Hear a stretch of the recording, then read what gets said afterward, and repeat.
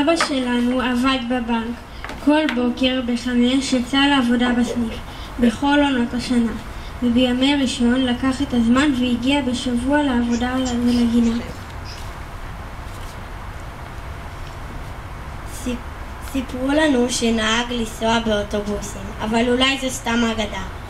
כשאנחנו נולדנו כבר קיבל מקום חנייה והגיע עם האוטו לעבודה.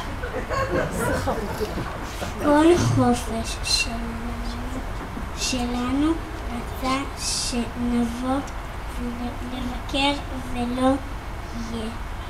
הייתה שאלה, ואנחנו אהבנו לנסוע באוטובוס לעיר הגדולה. למיקרופון. אבל הכי חיכינו לשחק עם מכונת החישוב, שזה עוד המקום היחיד בארץ שאפשר למצוא אותה, וזה קצת עצוב.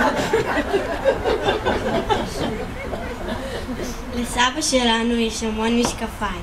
כל שבוע קונה זוג חדש. מאבד ואנחנו מוצאות לו אותם אחרי יומיים.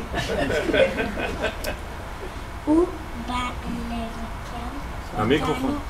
לפחות פעמיים בשבוע, לוקח אותנו